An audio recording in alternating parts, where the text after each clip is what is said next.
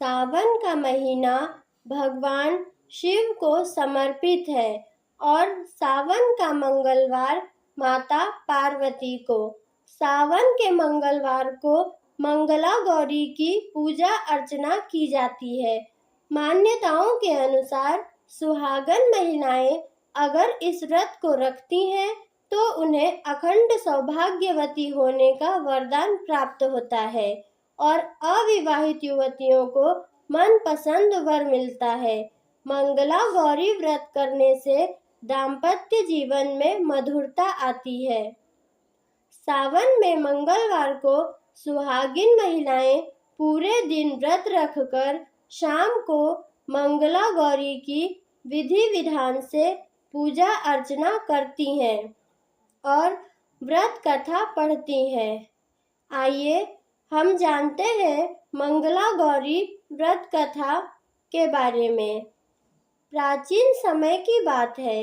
एक शहर में धर्मपाल नाम का एक सेठ रहता था। सेठ धर्मपाल के पास धन संपत्ति की कोई कमी नहीं थी। उसकी पत्नी बहुत खूबसूरत थी। वह स्वयं भी सर्वगुण संपन्न था। वह देवों के देव महादेव का भक्त था। उन्हें विवाह के बाद कई वर्षों तक संतान की प्राप्ति नहीं हुई। इससे सेठ चिंतित रहने लगा। वह सोचने लगा कि अगर संतान नहीं हुई तो उसके कारोबार का उत्तराधिकारी कौन होगा। एक दिन सेठ धर्मपाल की पत्नी ने संतान के संबंध में किसी प्रकांड पंडित से संपर्क करने की सलाह दी। पत्नी के वचनानुसार सेठ नगर के सबसे प्रसिद्ध पंडित के पास जाकर मिले। उस समय पंडित ने सेठ दंपति को भगवान शिव और माता पार्वती की पूजा उपासना करने की सलाह दी।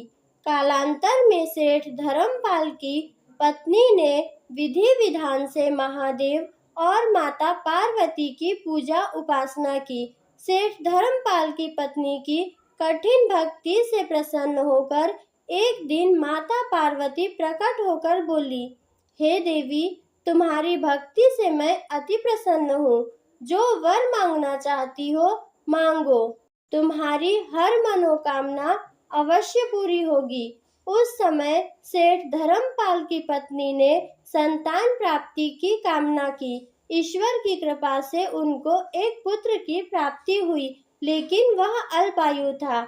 उसे यह श्राप मिला था कि 16 वर्ष की उम्र में सांप के काटने से उसकी मौत हो जाएगी। संयोग से उसकी शादी 16 वर्ष से पहले ही एक युवती से हुई जिसकी माता मंगला गौरी व्रत किया करती थी। उसने अपनी पुत्री के लिए एक ऐसे सुखी जीवन का आशीर्वाद प्राप्त किया था जिसके कारण वह कभी भी विधवा नहीं हो सकती थी।